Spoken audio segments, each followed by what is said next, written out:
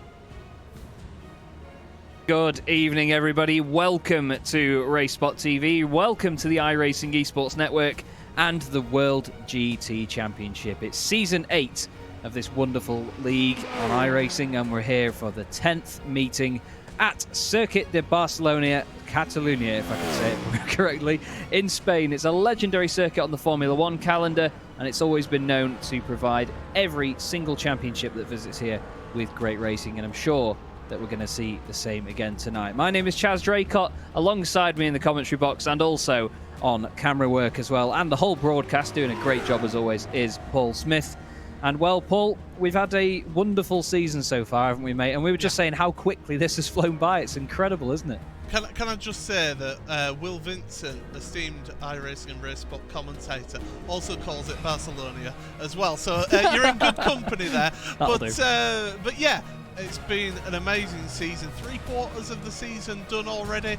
So we're into that final stretch now. It's not just the drivers that are into the final stretch, it's us in the commentary box as well. But yeah, it's been a superb season. I think the level, we've been mentioning this every so often, the level of competition and the standards of competition have just kept on going up. That's markedly, I'd say, this season compared to previous seasons.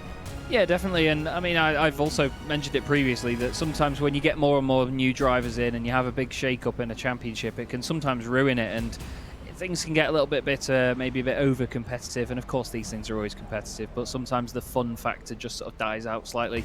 There's not been any case of that this season. The driving standards have been great.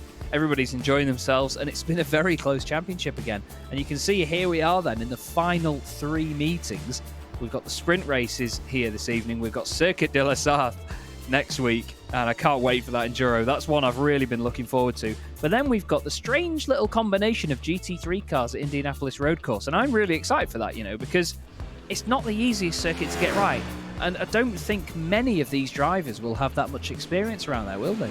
No, absolutely not. I mean, the real World GT World Championship went there just about a month ago, didn't they? In the rain as well, which was interesting. And yeah, so it's not unusual to see GT3 cars around there, but in iRacing and on the service, you generally don't see people using GT cars around that Indianapolis road layout. Yeah, definitely.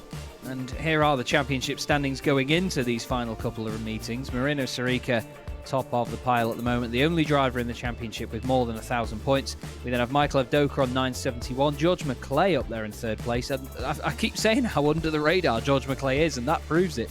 Alex Arana is 4th with Ross McFarlane just behind him, bearing in mind he's changed cars as well. That's very impressive. Pete Harrod is 6th with Josh Thompson in 7th ahead of Christian Rose, Carl Moore, and Harold Stadler has made it up into the top 10. We then have the Pro-Am Championship, which is unbelievably close. Despite Adam Watson having a bit of a gap over Ethan Bass, it's then Daniel Lee, Chris Wood, Michael Gray, Mike Horder, Stephen McCaffrey, Mohamed Janko. Those guys all within 700 points. It's pretty crazy how close that is, with Alex Neller in 9th in the Ford and Mark Woodhouse in 10th place on 6:02. In the AM Championship, Dean Powell leads the way, but only 2 points ahead of John Roberts, who is then not too far ahead of Lars Van Ryn, 4 points back to Morgan Butler, and then 10 points back to Michael Blake. Chris Byram's only 2 points back again, and then there's a bit more of a sort of gap of daylight, let's say, between him and Gavin Baker, Matt Draycott, Tony Draper, I should say, and Kieran Chung. But even still, we've got some incredibly close championships here. Anyone in that top 6 could win that one. And in the teams, it's Williams Esports, undoubtedly at the very top of the pile, with Pure Sims OBP in 2nd. TechSense FitSty is ahead of Renvale FitSty, with Paceworks Esports Cobalt in 5th. Sim Sports Racing USA in 6th, ahead of 3M Racing, Pure Sims Esports, and then Nomad Sim Racing. Pure Sims Esports, let's just mention, only that far down because of the fact that they've only really had one driver this season. Nickel Foggy and Ben Palmer, unfortunately, not taking part in most of the rounds. Team Mad still top of the Pro-Am Teams Championship. However, they've got both the boosted teams right behind them as well. And bearing in mind that some of those gaps are smaller than the Drivers' Championship gaps, makes for very entertaining reading at the end of each and every race meeting. msignsuk.com are in 4th, ahead of Paceworks Esports, not the Esports Cobalt team there in the Pro Championship. And it's Team Listen Motorsport in 6th, with P1 Racing 7th, ahead of XVR Sim Racing, Vulcan Sim Racing, and Century Sim Racing, who are missing James Whitehouse this evening, but it's his birthday. We can let him off, I'm sure. And there you go. Yeah, right, we certainly can let him off for that one. Who can blame him having a break off there? But yeah, it's just to keep everyone abreast. We're into the final third of the season, so it's a good time to have a quick reminder of the how the races sort of break up here. And this is one of the 8 sprint events. There was planned to have 4 endurance events. Unfortunately, one of them had to be abandoned at Daytona. But as you can see, tonight, 3 20-minute races.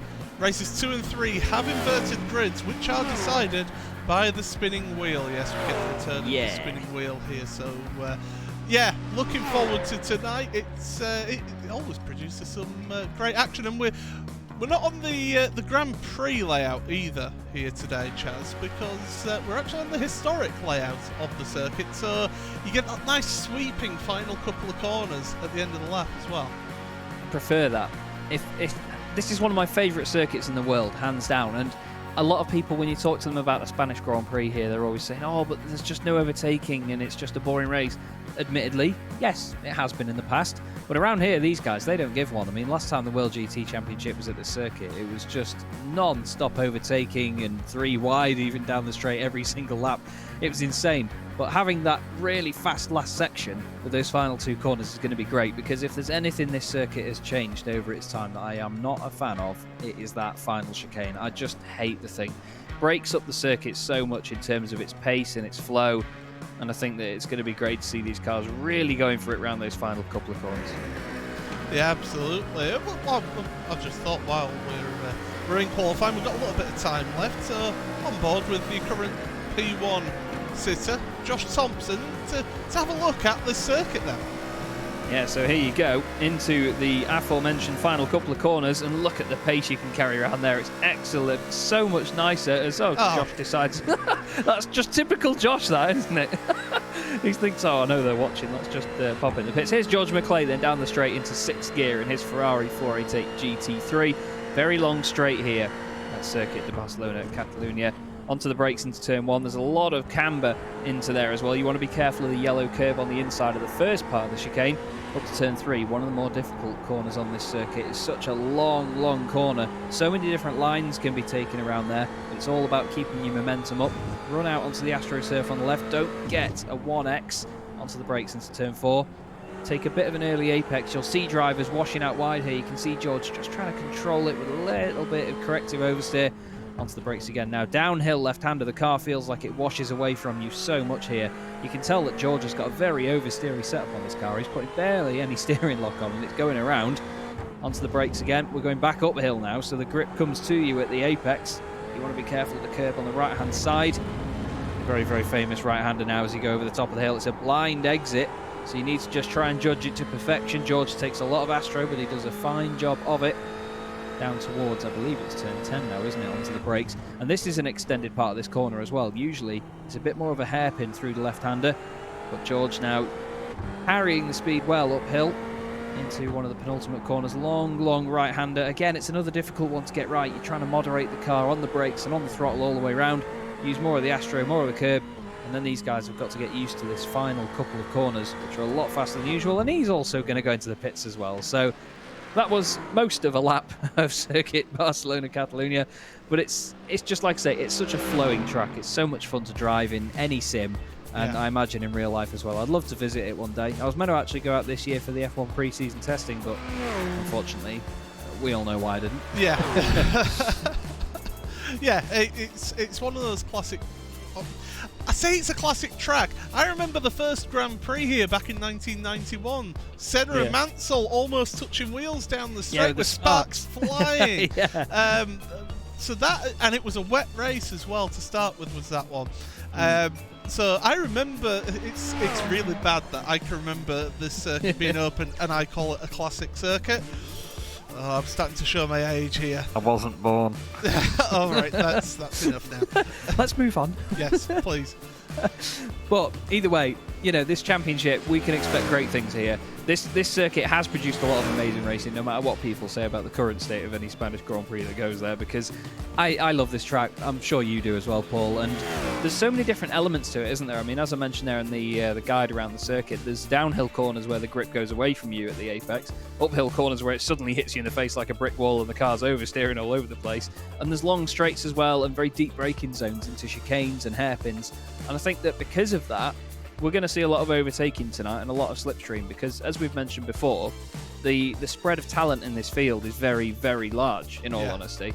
So I think that especially in the second and third races after the reverse grids, we're going to see a lot of action here, and I think we're probably going to be in a situation where we don't know where to look, in all honesty. If we end up with a big reverse grid in either race 2 or race 3, we could see a lot of action here, because it is quite a technical circuit, is this one. Oh yeah. A lot of high speed into lower or medium speed corners. You've got the sweeping corner around turn 3, down into a overtaking opportunity at turn 4. Turn 5 hairpin, one of those corners you mentioned where it just drops away. You lose that grip that it wants to push wide through there. Plenty of opportunities for overtakes, but also plenty of opportunities for mistakes as well. Yeah, it's a little bit sanitised now with the extra bits of painted runoff and things like that. Let's not get into the whole track limits debate, because I could be here for 3 weeks talking about that. Yeah, but you'll see these drivers pushing to the absolute limit here today. Yeah. It depends on the car. I mean, I drove the Audi R8 GT3 car here a few seasons ago. Before that, it was the 488 GT3, and it didn't suit either of them. I'd be interested to see how a front-engine car like the Mercedes gets on around here. But with a rear engine, those long corners, turn 3, and on the brakes into turn 5 even as well, because you're coming off the brakes on the apex as the grip goes away, like I've said. The rear end, with all that weight in the engine at the back, it wants to over-rotate. We saw it with George McClay's car as well when we were on board with him. That front end is so pointy on that Ferrari. The back end just thinks, let me go first, I want to go ahead. It tries to overtake itself. But yeah, I think it's going to be interesting to see if we do get some onboards, obviously, if you will so no, you're not going to get any. I was going to say, if we get some good onboards, then we'll see the drivers will be really fighting it on the power and even mid-corner sometimes. So I think it'll be a lot of fun to watch that tonight. Yeah, it's going to be who's got the car set up right, but also who can carry that speed through some of those medium to high speed corners as well. So be interesting to see how it goes there. And who's got the fruit? Yes, well, absolutely. To stay on the throttle around a lot of these corners like turn 3, you'll see some of the Williams cars maybe. They'll probably have the steering wheel straight. but the car will be going right somehow, and they'll just be holding onto it. But it's either way, it's going to be a lot of fun to watch. And as you can see, everybody, the cars do not do a full warm-up lap here. But here is your grid then, and as expected, no offence to everyone else, Williams 1, 2, 3, Josh Thompson, Moreno Sirica and Alex Arana, ahead of George McClay, third in the championship, fourth on the grid. Then it's Ross McFarlane and Michael Avdoka, making it a Pure Sims stable row 3, ahead of Adam Watson and Daniel Lee on row 4. Then it's Mohamed Janko and Carl Moore rounding out your top 10, ahead of Pete Newman, that's good qualifying for Pete, with Alex Nella alongside him. Then it's Ethan Bass and Harold Stadler, with Pete Harrod reigning champion 15th, ahead of Mark Woodhouse in 16th place.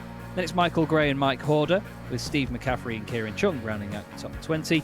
Behind him is Simon Underhill, who's now in the Ferrari for this championship, so keep an eye on Simon, with Lars Van Ryn and Michael Blake, and Chris Byram in 24th. Steve Burke, now in the Audi, is in 25th, ahead of Simon Field. Craig Jones is 27th, with Matt Draycott also in the Team Lisbon Motorsport Audi in 28th. Then it's Gavin Baker and John Roberts. Niall Crowther stays in the Ferrari at Team Lizard Motorsport, with Cam Dance all the way down there in 32nd after not setting a time. Ben Gregory is in 33rd, ahead of Dean Powell, and Tony Draper is at the back of your grid in 35th. Now we've seen, Paul, some amazing performances in these sprint races by the Williams cars. Do you think that we're going to see the same again tonight? I mean, we've seen how these Williams eSports drivers are able to get wins in pretty much every race that they compete in here. There's been a few where they haven't taken the wins, where they've got involved in the sort of instance or anything like that. But I'm interested to see how the battle between Alex Arana and Moreno Sirica comes on. Josh Thompson, I don't think he's real, and please don't take any offence by this, Josh, but I don't think he's quite in with a chance of the overall drivers' championship right now. I think Sirica and Arana are two of the favourites, but don't count out Michael Avdoka. He's been really, really solid, and as you mentioned, George McClay, what a season he's been having. Yeah, George McClay in the blue Ferrari just off the right of his shot there. He's going to be one to watch for sure from the second row of the grid. You can see Sirica just trying to hold that gap slightly to Josh, just to see if he can get some sort of run. But the first race of 3 this evening is about to get underway at Circuit Barcelona, Catalunya. And look at the field filtering through. Josh puts his foot down in the way. All the cars fan out, and across the line they go to get the first 20-minute sprint race of the night underway. There's a bit of shenanigans at the back of the field. I think Niall Crowther's got some damage already. If he didn't have bad luck, he'd had no luck at all. One of the Cobalt cars there. They're still in pink, by the way. They're not actually blue. A bit further back. So it's Arana up into second place. There is one of said Cobalt cars. That's Carl Moore in the BMW. Pete Newman there around the outside of Alex Nella. They've got Mohamed Janko just in front, and then ahead of him is Daniel Lee, the Pro-Am in the msignsuk.com car. Pete Newman slightly out of shape, manages to save it. But at the front it was Thompson, Arana and Sirica. Then it's McClay and McFarlane.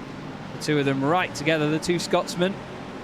Still fighting for best of the rest at the moment. Behind them, though, is Michael Avdoka as well, so nothing to be sniffed at there. But this very, very colourful field. Once again, Paul, it seems to be nice and tidy at the moment, although I think John Roberts may have had an issue, or he's just fallen behind Niall Crowther slightly at the back. But still, very clean start from everyone. Very pleased with that. Yeah, absolutely. Don't forget that the Paceworks eSports cars are running the pink livery for Mind and also for Prostate Cancer. Was it Prostate Cancer UK as well? Yes. That they're running that for. So that's why throughout the entirety of October they are using that livery. But Mohamed Janko, he's having an interesting start. 9th place behind Daniel Lee, who was putting the pressure on there just a moment ago into turn number 10. And around 11, it's tricky as this part of the track, but now it's all about that run out of there, carry the speed as much as you can. Do they hit the brakes? Yes is the answer, as they come around the final corner to take the end of the first lap here in this race, and everybody is still running at the moment. Yeah, it's a very tricky corner to get right, the last one, because you could have got a different run as just ahead Janko all over the back. Sorry, we're on board with Janko. It was Adam Watson and Michael Avdoka having a battle just ahead. But your run can always be different out of that final corner because of the run out of the penultimate corner. So there's this domino effect of pace, and you have to sort of adapt to it. Interesting to see there from Janko. He went over that curb at turn 1, and I think the car picked up a tiny little bit of damage. I think the bonnet may have crumpled slightly, whether it was that or the reflections resetting and my eyesight's going off, I'm not sure, but we may see some of the cars get slightly damaged if they hit those curbs hard enough. There's a lot of big curbs around this circuit. As we look back now from Michael Evdoka's Ferrari at Adam Watson, and he's been another one we've said all season how impressive Adam has been. And he's continuing that this evening. And he's all over the back of the Pure Sims car. And to be fair, Paul, I mean, these Paceworks cars have probably been the main team that has impressed us based on what we expected. But they've just got better and better. And, I mean, at the beginning of the season, they definitely weren't fighting with the Pure Sims cars of the likes of Evdoka. But now Watson's showing that he's really got the credentials to do it, hasn't he? Certainly is, and he's loving every minute of it.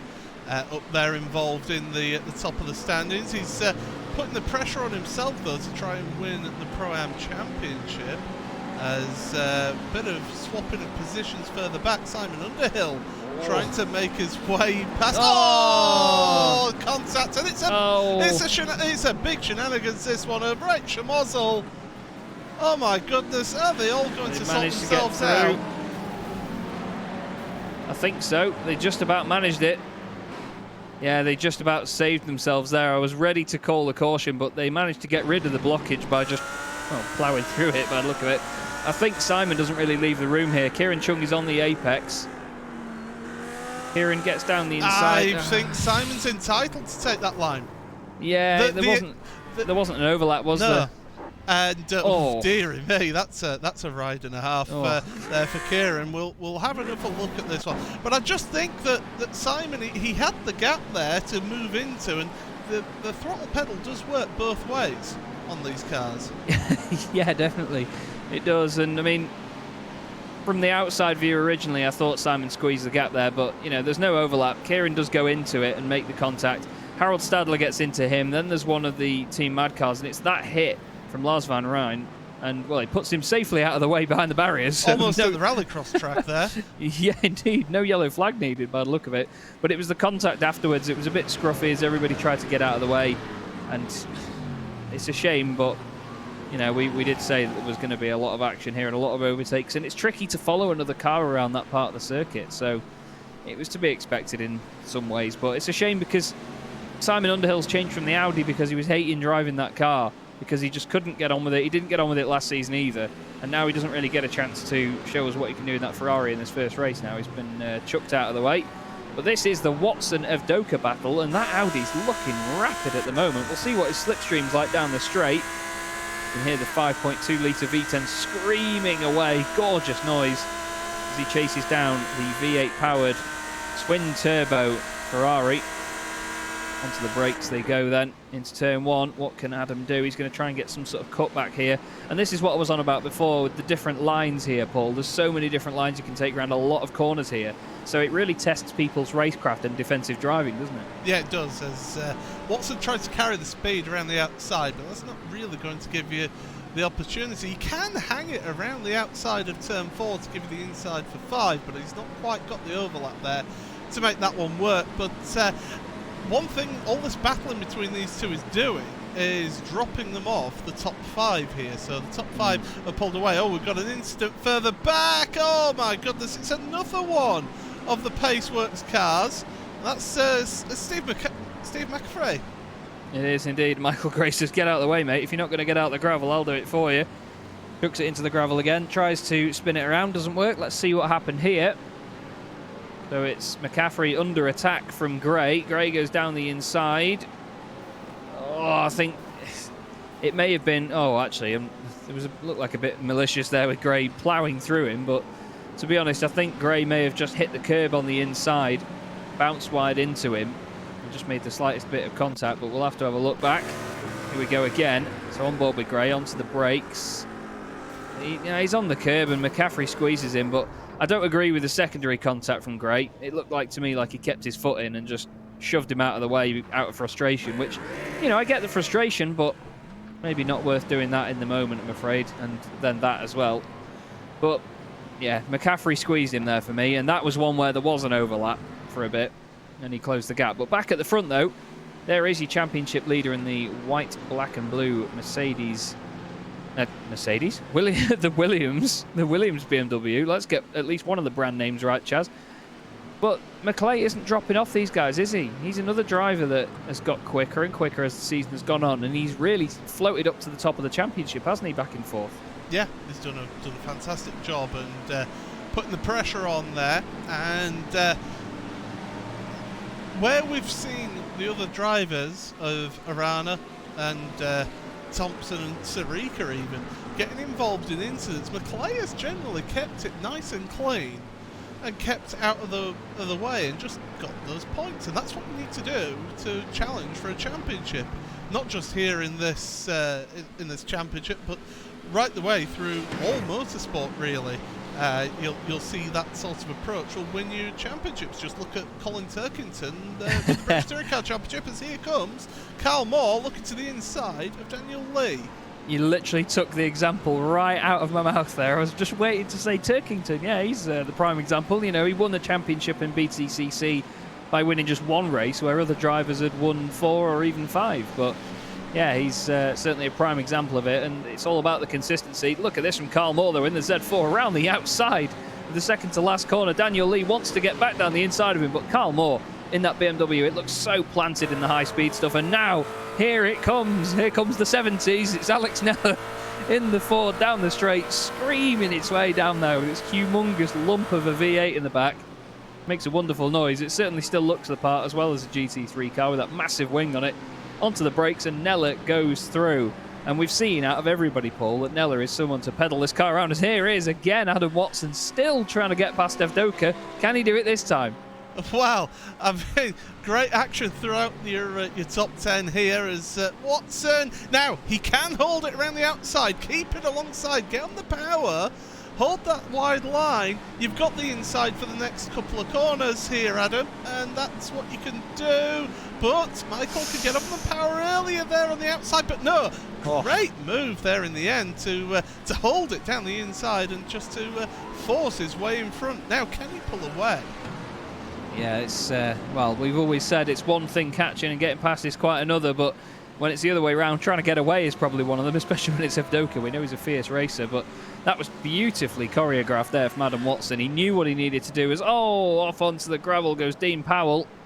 Luckily, he manages to get it going, but there's quite a lot of damage to the right of that car. Let's see what he gets caught up in here. He's fighting with Steve Burke, or is that Matt Draycott? It's Matt Draycott in the Audi. Oh, he's done it all himself. Matt's forced an issue for him there. Bounces off the barrier. I'm not sure if that's done any suspension damage, but it was quite a square hit to the side, wasn't it? You'd think that would maybe wreck the suspension a bit. Yes. Oh, we've got a slow-moving BMW there. Is that Gavin Baker? No, it isn't. It's going to be Chris Byram. I think the finance has run out. Not quite sure, but oh no, he's getting out of the way. He's multiple laps down. He was just getting out of the way of lap traffic. So. Oh yeah, because he was involved early on. He had a bit of damage early on in the race. I did notice, but I wondered how far he was going to drop down. I think he got caught up in the incident. Yes. With Underhill and about 48 other cars. Speaking of, is that now? That's, I tell you what, that one is. Hold your brakes! Somebody was rolling back onto the track. That's the 52 car of that Simon is Baker. Field. Baker's the one that was rolling backwards. Then we cursed him, but that's Simon Underhill again, getting caught up in that accident. Let's see what's happened here. So Simon Field through the last corner. Oh, he's gone way too deep on the brakes. Simon Underhill tries to get out of the way, and then Baker. How unlucky could Simon Underhill be in one race? He's finally got rid of the Audi. Yeah. And he's found himself in strife. Now, we have got a couple of issues further on in the lap here. First, for Harold Stadler, I've noticed on my timing sheet has had an issue, and Pete Newman also has had an issue. So a couple of drivers having separate incidents of their own here as well. We'll stay on replay here. This is Craig Jones just in front of him. Harold's down the inside. And, tiny little touch there from Craig. And wow, Pete Newman, he's trying to be Ken Block there into the left-hander. That doesn't work that way, Pete. Fortunately, he doesn't hit anything or anyone, but yeah, these Ferraris are rotating a lot here. He's back going again, but at the moment, Pete is in 16th position. He was 12th. Here's Tony Draper on the back of Steve Burke in the number 23 Team Lizard Motorsport Audi. New car for them from this round onwards. A bit of damage on Steve's car as well. We know he's not scared of getting his elbows out, is Steve. He's a real racing driver. He races in Britcar, and he's a previous champion of Britcar as well in Class 2 in 2016. So he's got the real life ability, but the car at the moment, bit of bodywork damage there with Draper just looking down the inside. And very, very deep through turn 1. He took a great line there. Took a massive chunk out of Steve's gap. Let's have a look what he can do around turn 3. You can see the two different lines, how they work. Steve's got a good run off the corner. Tony Draper running a little bit wider. It's Craig Jones behind them. Then Matt Draper down the inside. Steve's around. And off he goes. I'm not sure whether that was Steve closing the gap again or a late one. And we've got another car off as well. Steve McCaffrey. It was the Ferraris a couple of laps ago, and now it's the Audis all going around. Let's have a look at what happened here. Well, this is all on his own for Steve. You know, he's down in the field. He got involved in a couple of incidents, and then just carrying. So look at that. Once the momentum takes him, that's it. There's no way of saving that at all. No, I'd be interested if we have a quick look at what happened to Steve and to Tony Draper as well, because it was a hard one to call from where we were. So this is Steve Burke then. He's now down in 27th place. This will be a good view of how it all goes. So where does Steve get to? Draper, he's very late on the brakes, but it was quite a light move. I don't know. Yeah, that's a tough one. Steve was coming across on the brakes to take the apex as normal though, and I think it was very last minute from Tony. Yeah. It was very far back, and Steve now down in 27th position. That's Niall Crowther, his teammate, just behind, but he's in the Ferrari, not the Audi. But it was a shame that, because they could have had a really strong battle. This now is Daniel Lee just on the edge of the top 10 with Alex Nella just ahead of him in the Ford. And he's still representing the Ford. There was a lot of posts in a couple of Discord servers that I'm in on the weekend that there was a genuine, Nella drifting that car around the left-hander. There was a real Ford GT car racing at Bathurst over the weekend just gone, and everyone was losing their minds over it, saying, look, iRacing, it's not inaccurate, people still use it. And to be honest, they've got a good point. But Daniel Lee trying to put the pressure on. But the mScienceUK.com cars, they're obviously they used to be the H2M, the hard to make engineering machines, but they're still two cars and a team that has really improved as the season has gone on, aren't they? Yeah, they've done a tremendous job in that team, and getting the new backing as well certainly has helped progress them as well with their distinctive liveries. Makes them a little bit of a target, I feel, having a bright livery like that. We've got Dean Powell. Speaking of targets, Dean Powell has had an incident, and Howard Stadler as well, I saw, has actually taken a tour back to the pit. So they both got involved in something here. I think Dean's maybe just lost it himself, has he? He's carrying damage from that escapade with the wall after Matt Draycott got involved. No! Oh, that was the way they made contact there was similar to the Irvine Fisichella hit down at turn 1 years and years ago. I think it was 1998. Yes. I think it might have been. Thank God for that. But just a little bit too much on the grass on the right-hand side. And there it goes. As soon as he touched the brakes, to be fair, it wasn't even grass, was it? It was just that bit of dust just where the curb was. And around it goes. Such a shame, because Daniel Lee was having a tough time already, and with that damage, that only makes it harder for him. Here is Alex Arana then. You can see the beautiful purple sheen on that BMW. He's in second place. These guys having a bit of a stagnant race at the moment between the three of them. Sarika still putting a bit of pressure on, but not enough to make the move or get ahead. Josh Thompson is out in front, hoping for another win after a very bad luck struck season, to be fair, because he's had connection issues a lot, hasn't he, really, this season, and getting caught up in incidents. But not the only one. We saw Arana on his roof at Monza after getting caught up at the first chicane. So none of them are completely immune to having accidents, but I think Josh's connection has been his main enemy this time round, hasn't it? Yeah, it certainly has.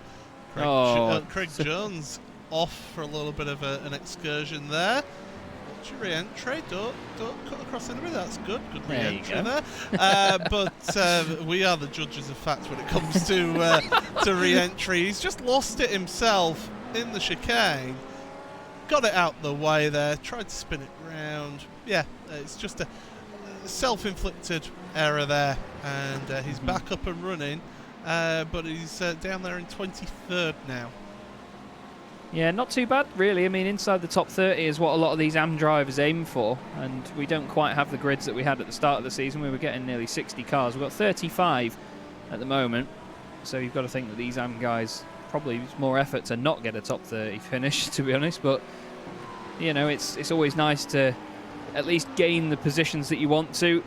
This is the boosted SimSport car of Lars van Rijn. He's got Steve Burke just in front, who has now made his way back up to 24th, 27th earlier.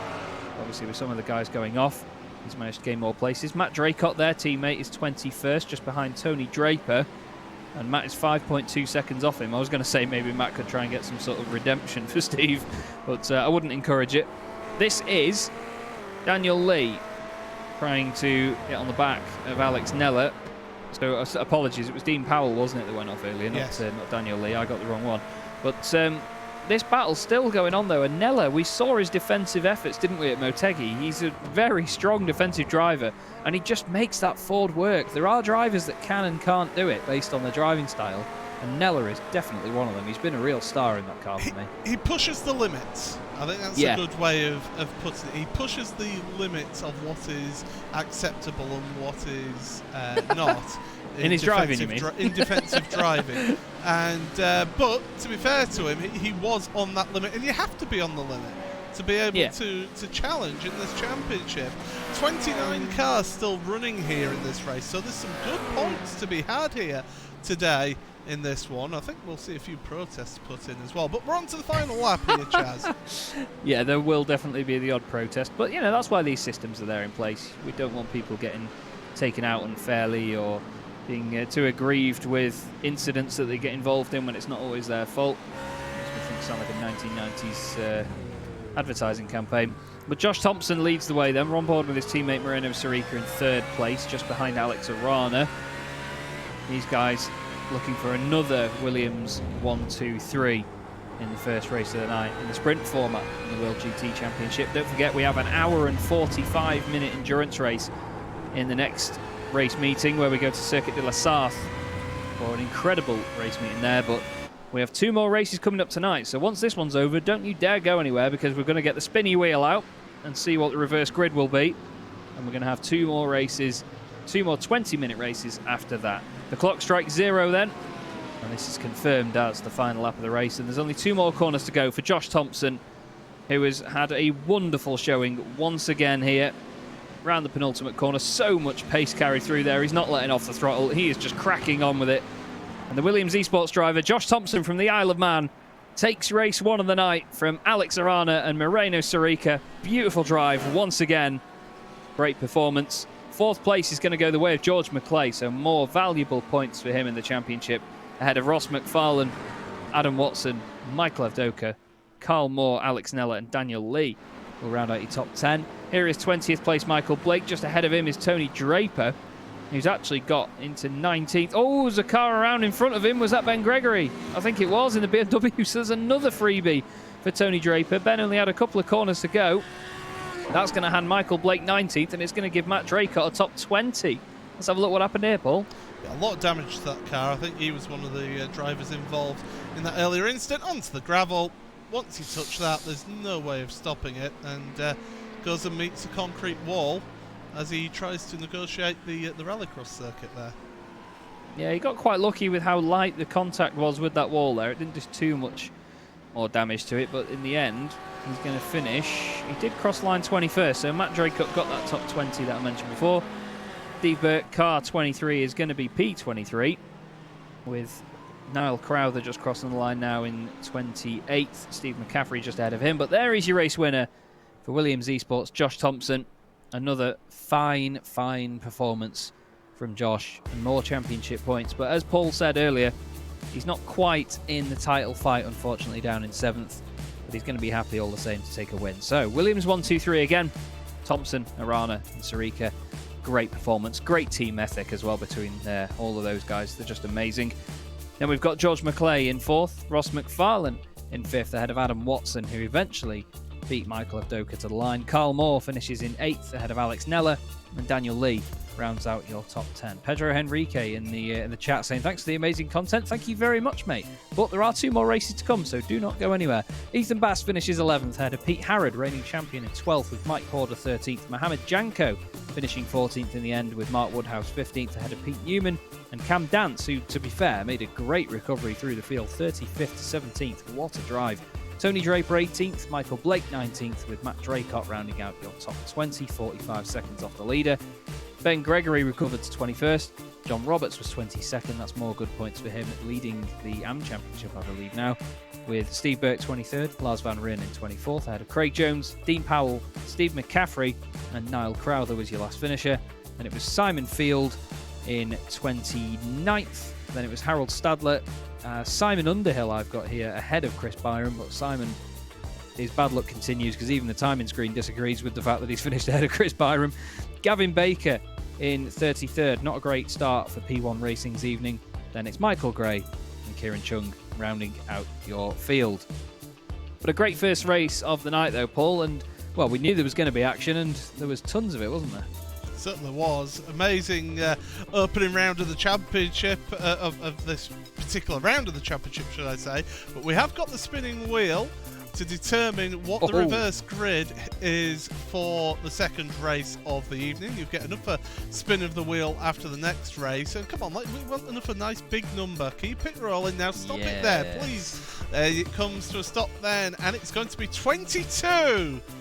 Wow. 22 cars, reverse grid. John Roberts, what a result for him. Steve Burke will be gutted though because he missed out by 1 position after that recovery because of the incident. So John Roberts on pole. Ben Gregory after that spin is going to be 2nd on the grid, so he'll be very, very pleased with that one. Matt Draycott will be 3rd with Michael Blake in 4th and Tony Draper 5th. Interestingly though, Cam Dance 6th. Yeah, Cam Dance is going to be on this. Come from the back of the grid after receiving a penalty and having to serve a penalty in this opening race, and yeah, he's one to look out for here in this second race. And well, those Williams Esports guys, they've got a bit of work to work their way through. Not just them, but McClay, McFarlane, Watson, they've all got to try and work their way through, and it will be difficult for them. Yeah, I mean, we saw just how hard it was to overtake there as well. A lot of these drivers were struggling to get past the car ahead, and it just counted on incidents a lot of the time, or just pressurising the guy in front into a mistake. And I think that's where the effect of having so many different lines around all of these corners that I keep mentioning, that's where that comes into play, because with these extra lines, you can sort of put your nose down the inside going into a braking zone and know that you're not going to lose out too much on the exit if you run a bit wide. You can use that to your advantage, just get in the head of the car in front of you. And eventually, I mean, we saw it a couple of times there, just make them miss their braking point, just scare them a little bit, and you'll get the place in the end. So plenty of battling coming right up, though, I'm sure, as we'll get the second race underway very soon.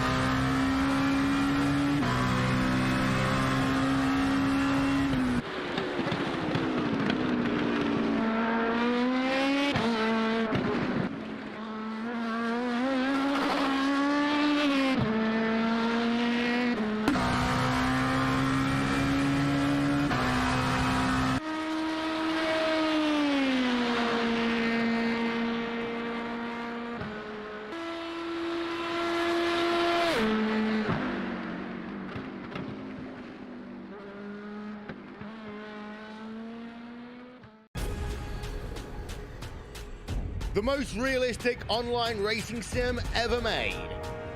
This is iRacing.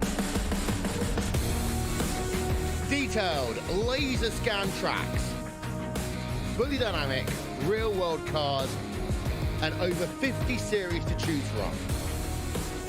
6 online world championships offering over $400,000 in annual prizes.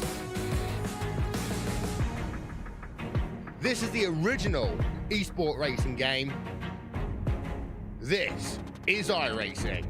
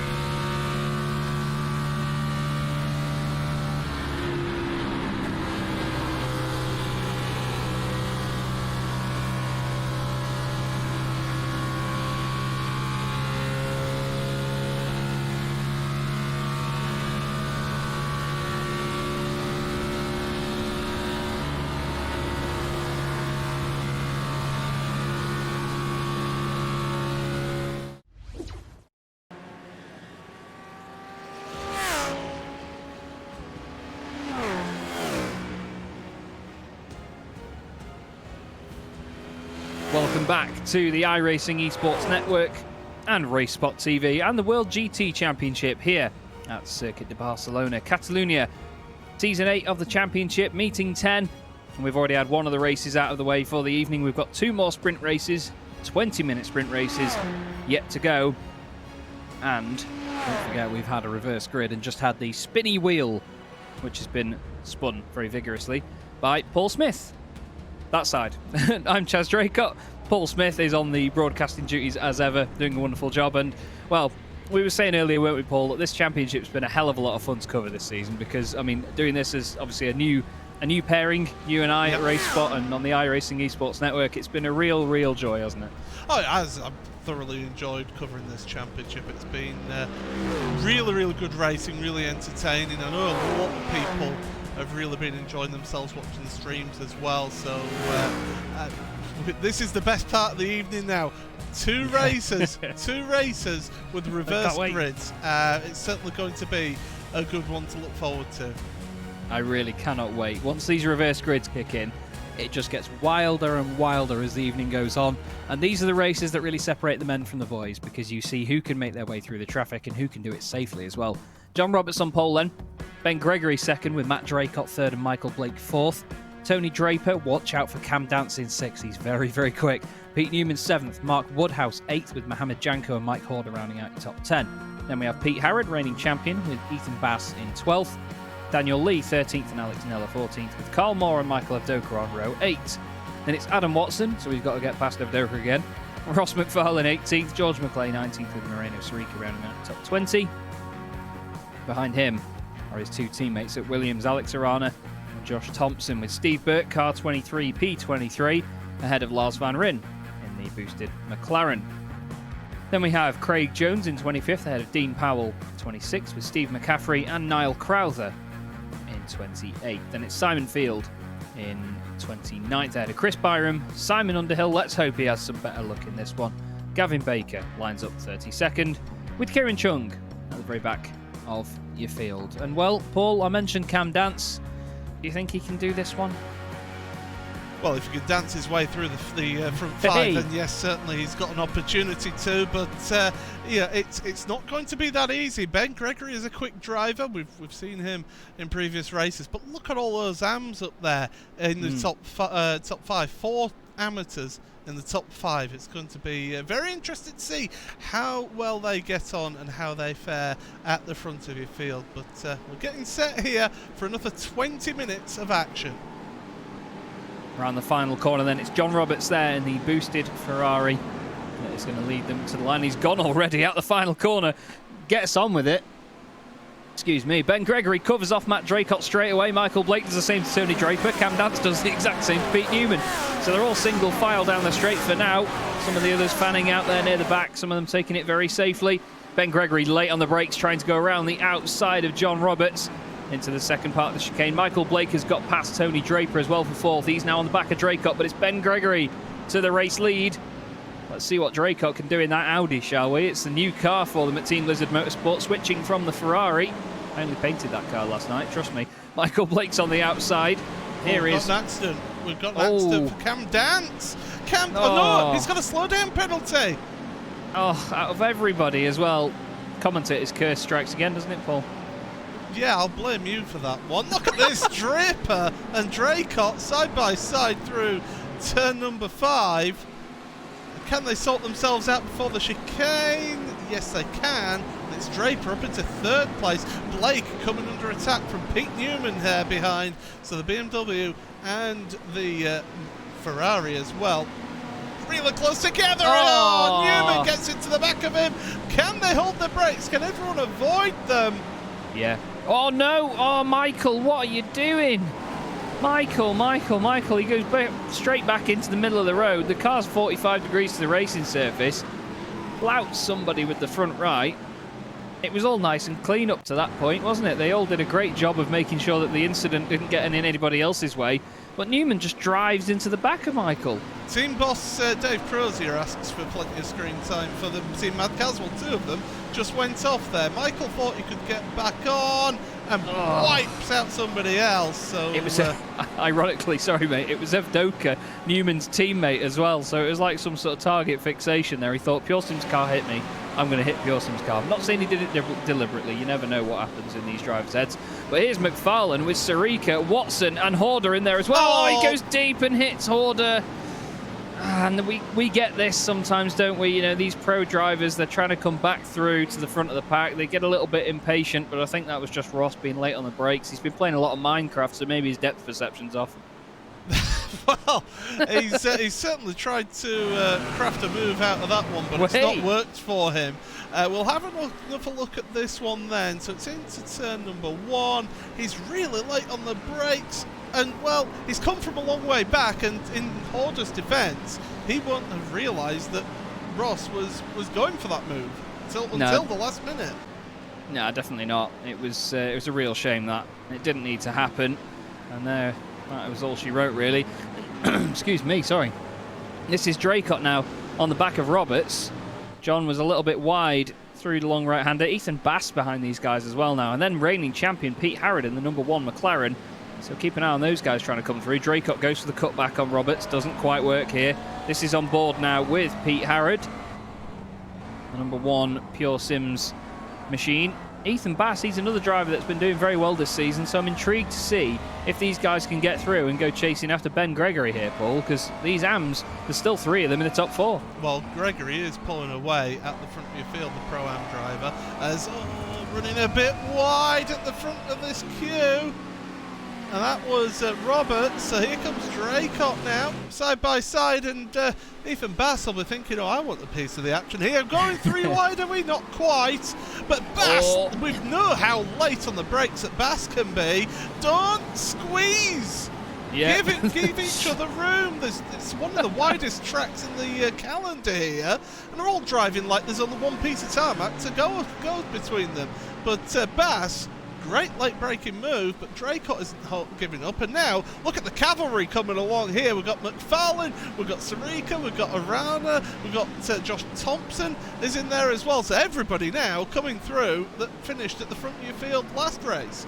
This is great stuff. Oh, Draycott makes contact. Oh, no. I know I shouldn't be biased because he's my brother, but I was making claw marks in the side of my desk then when he was fighting with Ross McFarlane, and Ethan Bass squeezed him, but he was just so slow through there. He ran a little bit wide, clipped the side of Ross McFarlane, then that extra little tap from Pete Harrod just sent the car around. That's such a shame for Draycott dropping down the order now.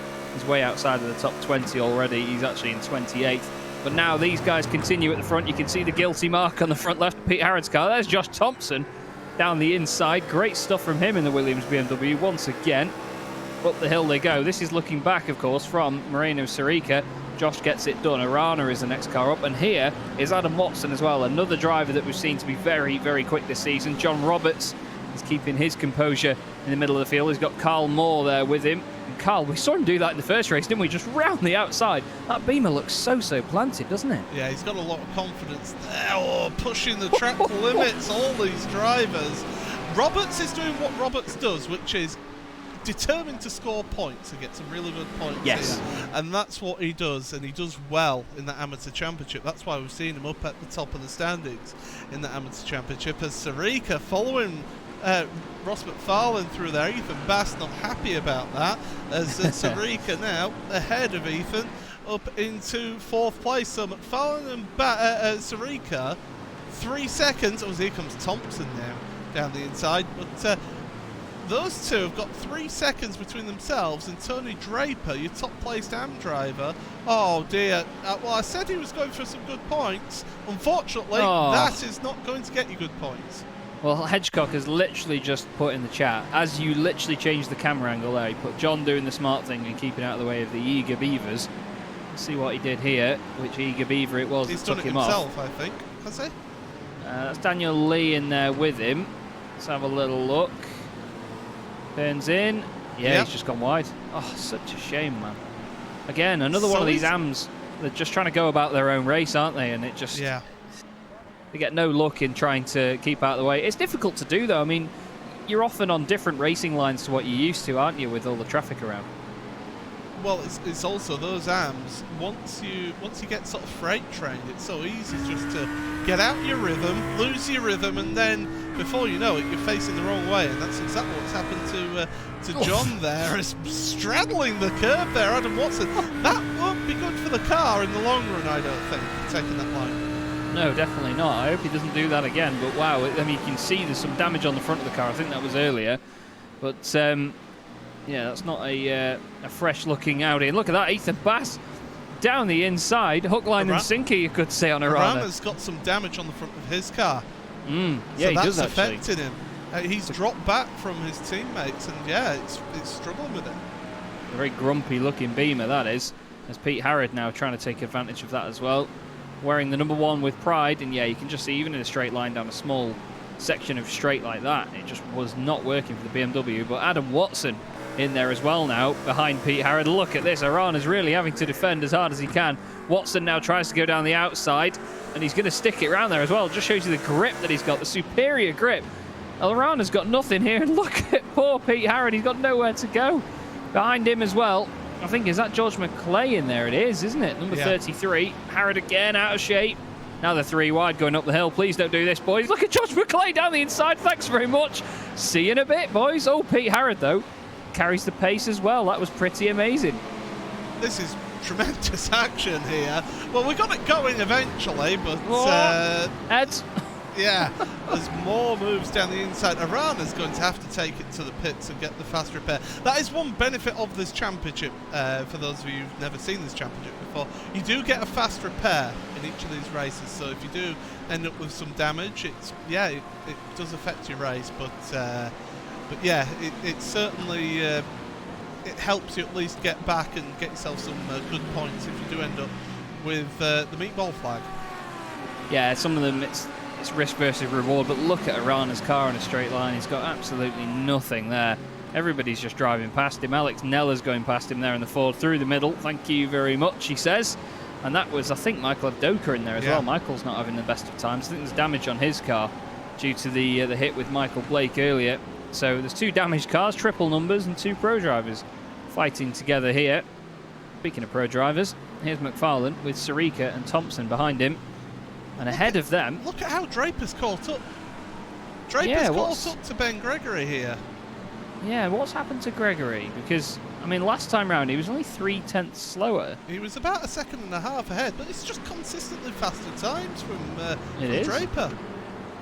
Impressive stuff from Tony Draper, the Century Sim Racing driver. I know he came under a bit of flack after some of the previous race meetings, him and James Whitehouse, for their spatial awareness, but he's proving them wrong here and just showing that he can put in a great performance like this, and he is all over the Pro-Am driver. Now he's showing his nose down the inside of Ben Gregory. He's trying to put him off, and Ben will be happy to get a good result out of this race no matter where in sort of top 10 he is, because that accident in race 1 will have really annoyed him after catching the gravel. But look at it, he just seems to be struggling here, and Draper has got that car completely settled how he wants it.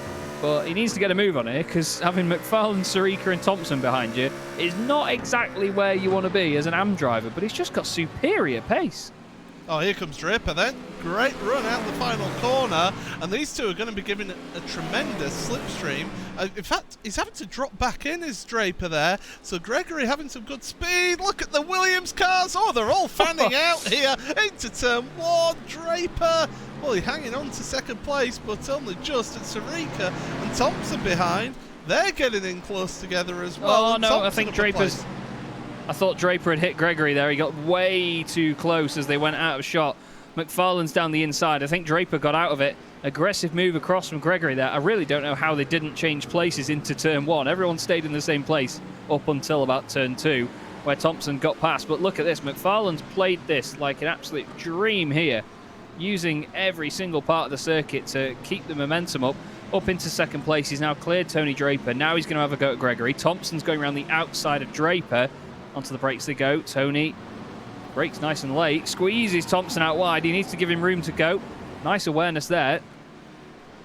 Look at this. Now Sarika's trying to follow him through as well, but Draper will do well here. Well, he stays in front for now, but I was going to say he'll do well here to drop behind Sarika and just try and stay with them and not force too much of an issue, because he's taking risks here at ruining his AM race winners. Oh, I think there might have been a bit of touchy-touchy there. Maybe Gregory just going a little bit deep on the brakes, but there's a bit of damage to the back of the car, I think. Not quite perfectly straight. Maybe Ross has given him a bit of a punt out of the way. He needs to leave a bit more room than that, Ben. There's a car around the outside. He's not just going to disappear. Now Sarika's having to go to Portugal and back to try and get around the second to last.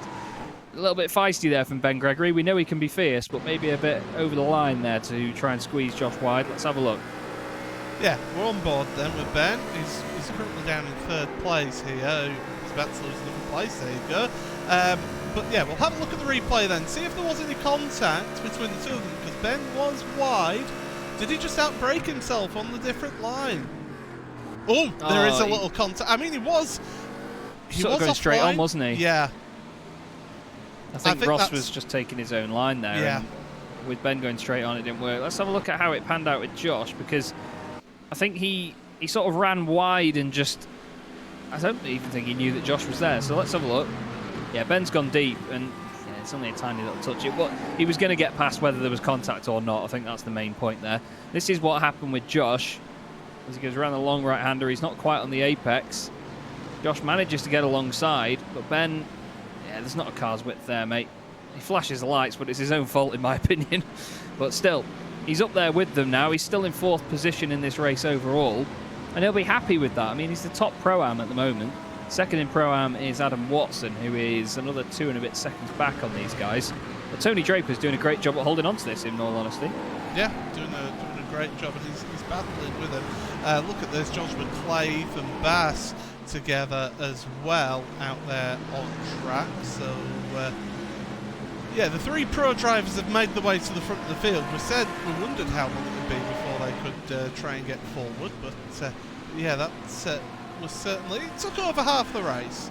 So there was little incidents involved in all of that, but thankfully everybody bar 2 are still running, Newman and Blake. But yeah, McClay put the pressure on Ethan Bass, but that Ferrari just does not have the pace down the straight. Yeah, it used to as well. That's the thing. Well, it's got it on the brakes, though. There'll be a bit of communication there between them, though. Ethan not making that difficult for him. McClay going through. Bit of an update on some of the drivers that were further down before. Obviously, we saw Draycott go off. He's up to 26th from 28th. Driver that started near the back, Simon Underhill, is into the top 20, so he's having a good drive so far. He's ahead of this man, Alex Arana. There is Simon with a great view of Cam Dance and Kieran Chung having a bit of a dance. Pardon the pun, round turn 3. Now he's got to try and get past Lars van Rijn. That's if he gets this move done completely. Yeah, Kieran Chung, although he's going to try and get a cutback. So Cam Dance has not got this all sorted now. Kieran's getting alongside saying, come on, dare you? Go on. Into turn 5 they go on the brakes. Dance has the preferred line though. Simon's going to be thinking, oh, I'm in a Ferrari, maybe I can do that as well. But I just hope for some good luck for Simon Underhill, honestly, because he's a top bloke and he does a lot. He's the guy that sets up all these sessions and saves the replays and does a lot of the stewarding for World GT as well. So, I mean, to get something back in terms of just the odd result would be nice. Yeah, exactly. I think with the way his season has gone, a finish will be a default win for him at the moment. Because it has been an absolute nightmare for him. Battling further down between Moore and Lee, they're still side by side. We've seen how good Moore is around the outside of this corner, and he's having to slow it down a little bit more for the inside of that corner now. Yeah, he can't carry more speed because he's more on the brakes, is Carl Moore. But Daniel Lee gets in front, and wow, look at Nella. Jumps out to the side. It was like it was on a bungee cord to the pit wall then, was that Ford? He absolutely launched it to the right. Round Mohamed Janko, gets in front before the braking zone. Now it's Lee down the inside and Moore. Nella pokes his nose in the middle. Maybe a bit unnecessarily. Tiny bit of contact there with Carl Moore as well. Somehow manages to make it stick up towards turn 3. I don't know how Nella is wrestling this car around, but it's an absolute fantastic bit of viewing. That's great stuff there from Nella. He'll now defend that, that's for sure, as they go into the hairpin there. We'll get a replay of that, in fact. But we're on board with Moore there. That's not the view I wanted. I want this view here. Alex Nella is up there on the grass. That's not the easiest thing to do. And then he's got the view ahead of 2 cars. He's thinking, right, where do I go? Oh, the middle looks good here. Sticks his nose in. That causes Moore to have to get out of it. I don't think there was any contact between the two of them, to be fair. Didn't look like it. And yeah, Nella up a position, up 2 positions there in that one move. I really had to breathe in there when he did that. That was very scary stuff. I almost tucked me right and left screens in a little bit there, but that was fantastic from Alex. Very, very committed driver, isn't he? He certainly does try everything, and he doesn't let any opportunity slip by. So he's now up into 11th place. This is McClay on the back of Draper. It's car 22 and car 33. He's a little bit wide there. Maybe a bit of aero wash from the Ferrari in front. And now Adam Watson is ready to pounce. He's in 7th place overall. The number 29 Paceworks Esports Cobalt Audi R8 LMS GT3. Yes, that's the full name. As he dives out to the right, McClay says no. So he goes, all right, I'll have the left then. A little bit later on the brakes, nothing doing there, but can he try the cutback? We've seen a couple of drivers get it right this evening. Draper is now right with Gregory again, and we saw this difference in pace between the two of them earlier. Draper's got that car really hooked up tonight. Certainly has, and doing a great job there is Tony. Sticking on the boot lid of Ben Gregory as there goes McClay to the inside. He's kind of been left behind by the others that ran through at the front of your field, but McClay certainly tried to move his way forward, no, and it's boys. all checked up there. And Gregory's the one around. It was Draper, a little bit too hot into the left-hander. Maybe Ben just struggling with grip slightly. And I know that we mentioned Draper getting involved in incidents previously, and it's little things like that. You can see he's going a bit too hot into the corners where Ben is going on the brakes, and it's easy to do sometimes, but when you do it every single time, you need to adapt to what the car in front is doing. McClay wasn't going to be able to see through that, and then the extra contact as well. Ben does a good job at least of reversing that, which is nice of him to get out of the way despite what's happened, but it's a real shame that, because Ben was on for a very, very strong finish in this race, and it's just not going to happen now. Well, believe it or not, we've got one more lap remaining, and it's a close battle at the front of your field. So Thompson, we had 2 laps. Sarika and Thompson on the back of McFarlane, but McFarlane, the grunt of that Mercedes down the straight will certainly show, but the BMW seems to be really agile and nimble through the turns. It's got good acceleration as well off of corner exit. Yeah, it's interesting how all the different characteristics of these cars work, and especially with the balance of performance that iRacing is constantly updating. Just the way they can get off the corner, how some of them are on the brakes, how stable some of them are. And I mean, going back again, we'll re-mention the fact that the very first race meeting this season, every series I've ever seen on iRacing with GT3 cars in it has had at least 30% of the grid in the Mercedes, and there was none. Absolutely zero, not even on the entry list to this season. And then eventually some of them crept in. There's still not many of them. I think is Ross McFarlane, he's the only one, isn't he, tonight? Yeah, Ross McFarlane, the only Mercedes out there. The rest of them are all either BMWs, Ferraris, Audis, McLarens, and then obviously the odd Fords as well. But he's certainly showing that that car in the right hands can be competitive. Josh Thompson's putting a lot of pressure on here, but Ross McFarlane, if he can hold on to this for a couple more corners, is going to be very pleased. I don't know what that cone did to him, but he seems to just be trying to put Josh off by throwing everything he can at him.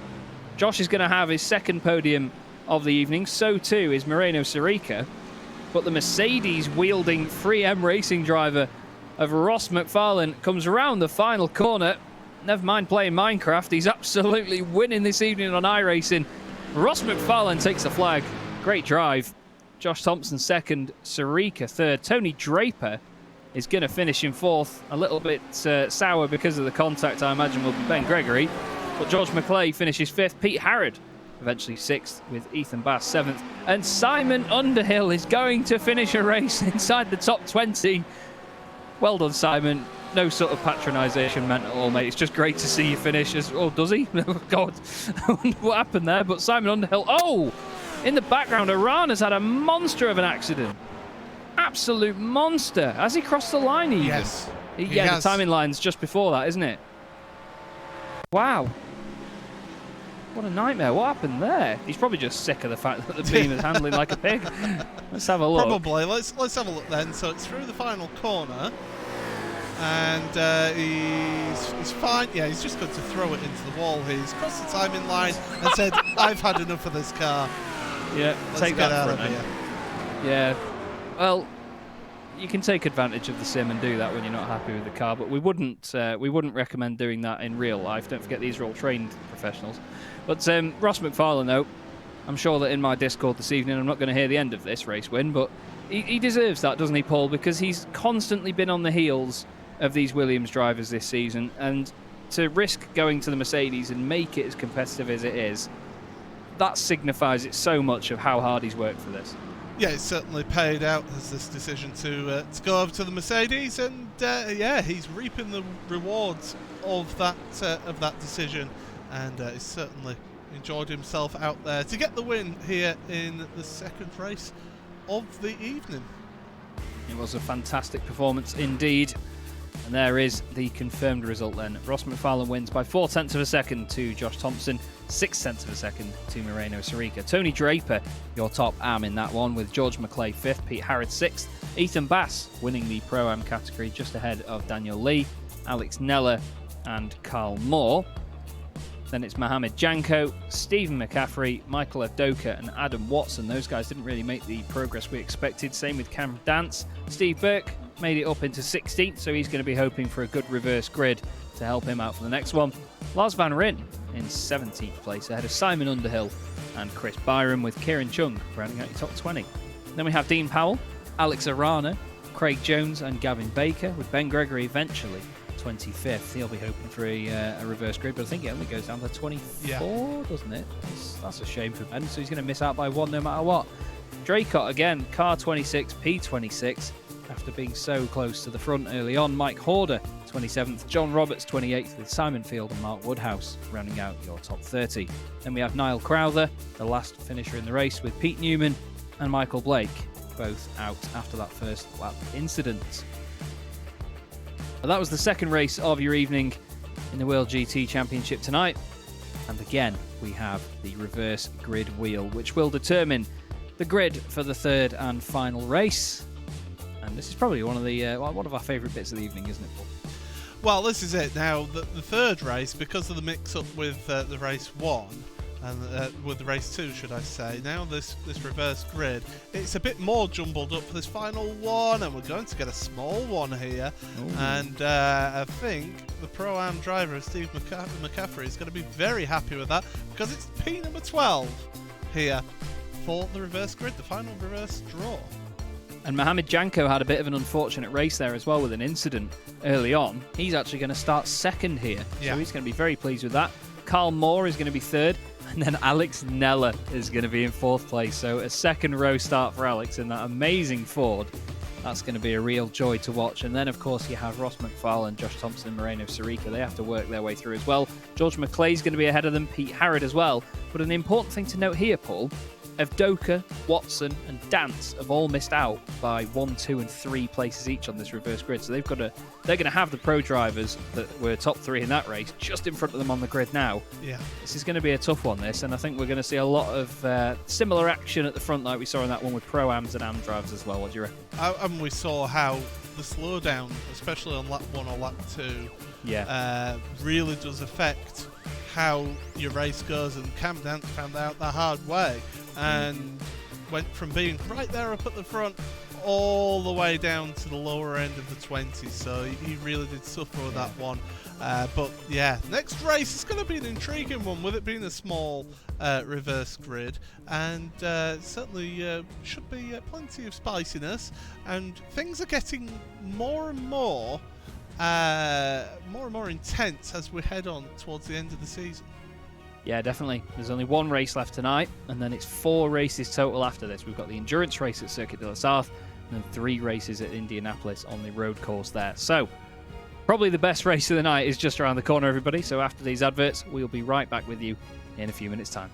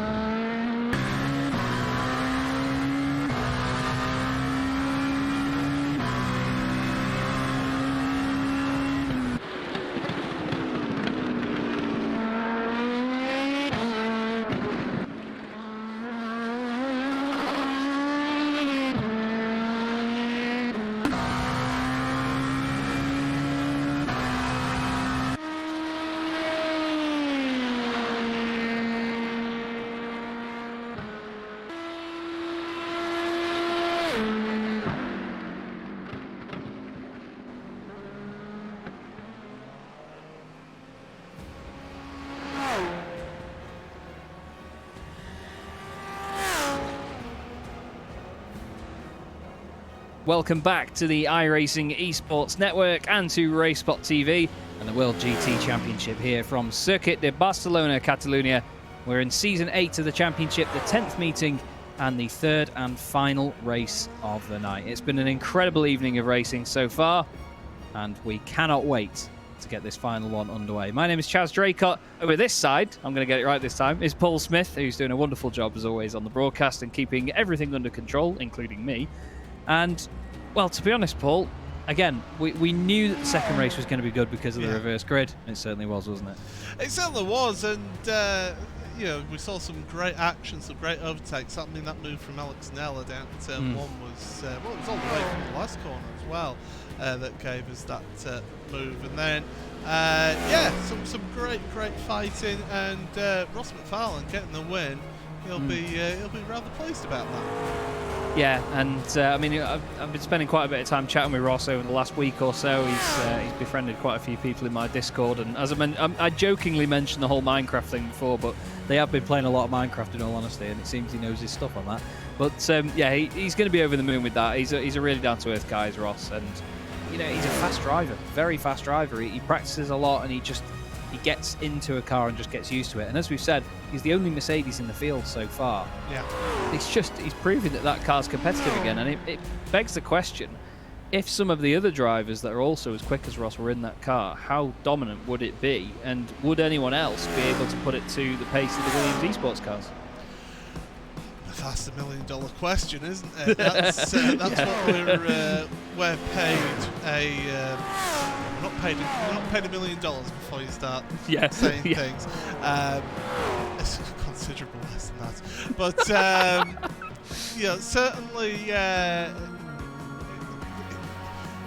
I think only 1 or 2 other drivers would be able to do what Ross is doing. He is a good, really talented driver as Ross. So I think it would be a limited number of drivers that would do what he's doing. But right now, he's just getting the best. And the thing is, next round at Circuit del Surf, that will really show its promise there. It will indeed. It certainly will. We're ready for the third and final race of the night, then a 20-minute sprint race. And we'll have your grid as the drivers are just lining up now. If the graphics didn't break. I was going to say the graphics have just absolutely cacked itself. Steve McCaffrey, pole position from Mohamed Janko. Carl Moore and Alex Nella. Watch out for Alex in that Ford in row 2. Daniel Lee, 5th, ahead of Ethan Bass. Pete Harrod and George McClay. Pete's having a bit of an under-the-radar performance tonight. Tony Draper in 9th. Moreno Sarica, 10th, ahead of Josh Thompson and Ross McFarlane, your winner of race 2. Then it's Michael Avdoka and Adam Watson and Cam Dance. Be interesting to see how those guys put the guys ahead off. And then it's Steve Burke in 16th. Lars Van Ryn 17th, with Simon Underhill in 18th. Chris Byram in 19th and Kieran Chung in 20th. Then it's Dean Powell alongside Alex Avrana. He's going to be one to watch coming through as well. With Craig Jones 23rd, Gavin Baker 24th. And it's Ben Gregory and Matt Draycott on the 13th row ahead of Mike Horder and John Roberts. Behind them is Simon Field and Mark Woodhouse, with Niall Crowther and Michael Blake rounding out your grid. So, prediction for this one, Paul. Anyone you've got your eye on? A driver in a car is what I'm going to say. Because I think one of the Williams drivers is going to have a good chance of this. Sorry, I'm trying to fix our little graphics problem whilst we're saying that. But yes, I think that one of the Williams drivers could come through. Potentially Moreno Sarica, why not? Yeah, Moreno's the highest place of them. He's already in the top 10.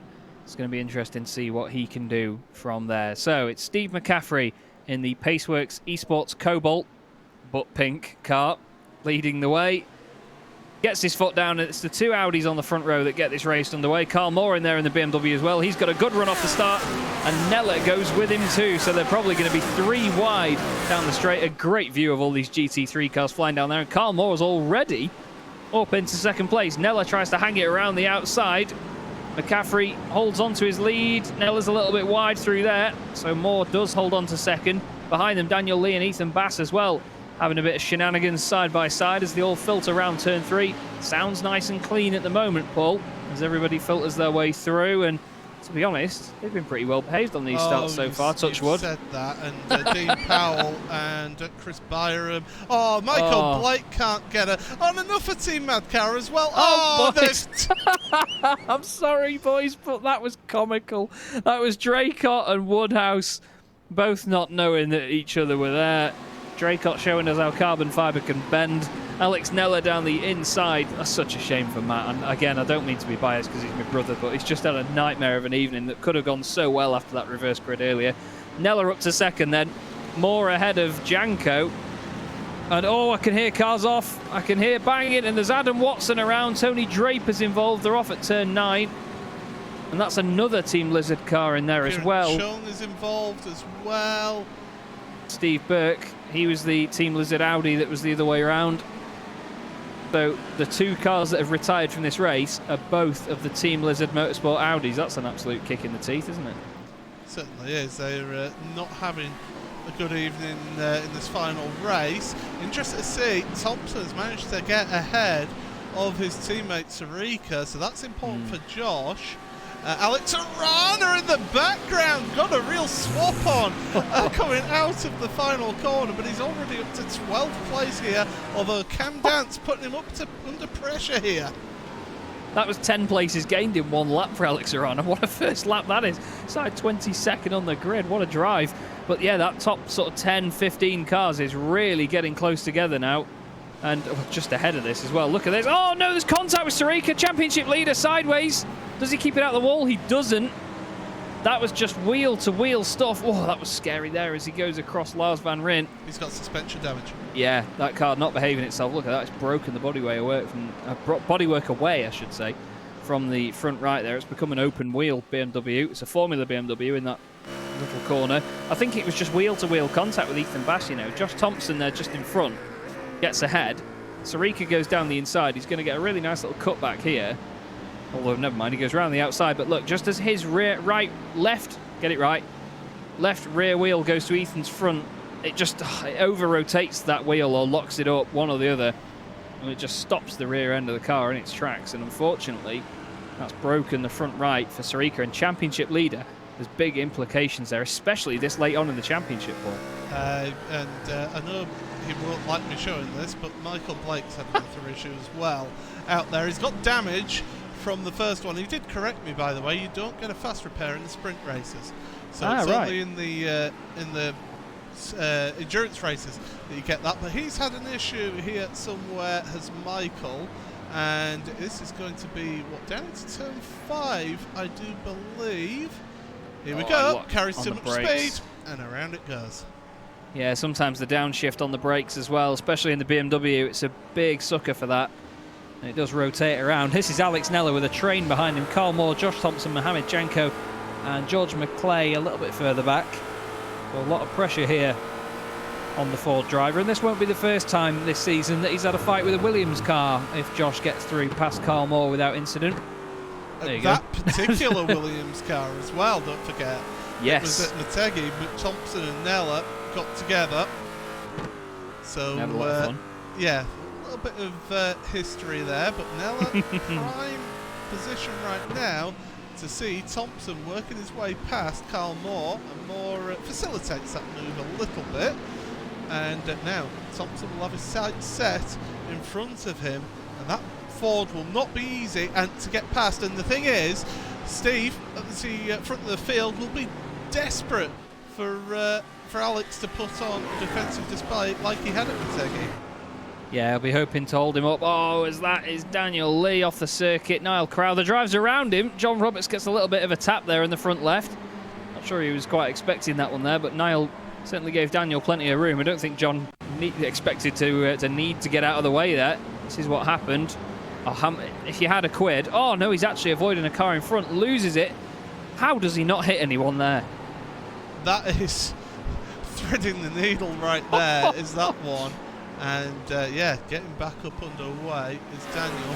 But to the front of your field, 1.5 seconds between first and second place. So McCaffrey needs to get the head down and just pull away. Don't look at that relative box that you have on screen. Just focus on your own job and Hopefully you can work your way through. Nella having to take that wider line with that Ford. Yeah, it looks like he's just trying to get the run out of the corner. He's a wise driver, is Alex Nella. He'll use lines where it looks like he's opening the door to Josh, try and get Josh to force the issue, but he'll be focusing on getting a good run out of the corner because he knows that Ford has got some legs in a straight line, and he knows that the BMW can have as well with the right driver behind it. And with Josh Thompson driving, he knows that he could be up against a real formidable fighter here. Josh has had a win and a second place so far this evening, currently in third. This would round out every podium position for him, but we know that he's not going to settle for that because he's Josh Thompson. Down the inside then, up the hill he goes, forces said issue that I mentioned before. Nella concedes slightly on his racing line, goes a bit wide, stays in front though because he carries the pace around the outside. Look in the background as well at Dance, it's George McClay trying to get past Janko. Down the inside though, Josh nice and late there, and he manages to get it done, so scaring Nella slightly out of the way, but Janko now succumbing to George Clay around the outside. It's George McClay, I should say. That Vulcan Sim Racing Audi, by the way, looks absolutely stunning. It's got a slightly different livery to what it had at the start of the season, and he's actually managed to keep it in front of George as well, so the preferred line round there. He'll be very pleased with that one. Run there, though. Last no. corner cost him. Oh, Alex Arana is sat behind Ross McFarlane at the moment in 8th place, so he's been progressing forward even more. But there goes McClay ahead of Janko, but Janko, that Audi, does have some good top speed. But we saw earlier on in race 2, McClay is really good on the brakes in that Ferrari. He is, yeah. He's one of those drivers that just knows how to get it stopped in the perfect distance and where he needs to brake and when. I mean, we all know that we all have our own sort of brake markers and what we can do, but certain drivers just have the knack of when they need to make the car stop a bit later on the brakes, they can just do it and keep it under control. And that's really what separates the men from the boys, really, a lot of the time, because everybody can try and control the car when you're on the power. I breathed in then. Everyone can control the car on the power. It's being able to get it stopped later on the brakes and still have that control as well. As McCaffrey, what's happened to McCaffrey? Oh, he's just disappeared. Oh, he's back. It's connection issues for him. But he is back. Please say that he's going to stay with us for the rest of this race, but because it would be good to see him get a really good result here. But McMahon putting the pressure on Nella, and McClay now is the next one in line to try and put the pressure on Moore. I was just going to say as well, it'd probably be some sort of positive karma for Josh Thompson if he gains off somebody else's connection issue for once. But I don't wish that on anybody. I mean, I think we've both been victim of connection issues before, haven't we, in a race? And it's so frustrating because it's like having a mechanical failure. That's how we attribute it. And it's just, there's nothing you can do about it. It's an absolute nightmare. Something that is a nightmare is the front bonnet of that Mercedes for Ross McFarlane. Arana's now up into 7th position. Ross trying to chase him down, but that damage is not going to be helping him. Look at Arana down the straight. He's got a great run on Janko. Down the inside, it's 888 versus 777. And through he goes. So up to 6th place now, Alex Arana. And soon, I'm sure, McFarlane will try and follow him through. We've then got Pete Harrod in 9th place. And Ethan Bass, another top 10 at the moment for Ethan Bass. Another great performance. But we've got these couple of drivers that once they start benefiting from the reverse grids as McFarlane goes down the inside, there's certain drivers in the field, isn't there, Paul, that just benefit from one reverse grid, and they manage to stay up there all night, and it's just great to see, because on pace in terms of qualifying, they may not be as fast as some of the pro drivers, but it just shows you that race pace is a completely different story. Yeah, it certainly is, and we're seeing that once again here. Janko was sitting around the top 10 in qualifying in race 1. But yeah, you see how he's been sort of in and around that top 10 field. Oh no, John Roberts. Oh, he's got significant damage to his car. What's happened here? Let's find out. Not been a perfect night for John Roberts. It's Kieran Chung, I believe. Oh no, yeah, 9. Chung, yeah, 9. It's 9 or 29. It's the pink Audi. Oh, what? Oh, Kieran. There's no need to move her. If I had a quid for every time I've sort of slated somebody on a broadcast for moving over in a straight line, I'd be a millionaire, but it just doesn't need to happen. Like, you're driving on a straight. I mean, I know drivers want to sort of go down the inside and try and force a move like we're seeing here, and that was Adam Watson this time, as he unfortunately spins it. And I think he got lucky there that it wasn't actually Dean Powell that lost out overall. Ethan Bass has also had an issue. It's all fallen apart this lap, Paul. Yeah, this one lap, we've had 3 people have different issues. And Bass into that penultimate corner. Is he going to run wide? Yes, he is. And into the wall. That's a biggie, that. And I was just saying how well he was doing with another top 10 at the moment. He's in 18th place now. That was such a shame. And it just shows you the tiny margins these drivers are dealing with. And speaking of tiny margins, Josh Thompson is now all over the back of Steve McCaffrey with 9 minutes of this race to go. Steve showed us how quick he can be, though, and then I think he won the Pro-Am class, didn't he, at Spa in the Enduro race there. He had a great showing at Imola as well 2 weeks ago. So Steve is certainly one of those drivers that's made his mark, especially in the Pro-Am Championship, and he's not going to make this easy for Josh, I can tell you that. Yeah, Josh is going to have a look into turn 10. It's not really happening there, though. You see that Audi moving about and braking as well, but doing a good job out of the corner into 11. Tricky corner this, all about the corner exit. That's exactly what McCaffrey's done, and doing a good job to hold on in front of Thompson. Thompson can afford to be patient here. He's got a gap behind him, and he doesn't need to make the move immediately. Yeah, that's it. He's got time to do it. He doesn't need to force the issue too much. They could probably try and work together. He knows that McCaffrey was still trying to break away a little bit from Nella. He's probably just thinking, you know, I know I've got superior pace on this guy, but he's doing a good job at the moment, and I could help him probably gain a bit more of a gap here if I don't ruin his race. And that is Alex Arana going past Carl Moore, back down the inside of the BMW. So he goes through now, gains another position, up into 5th.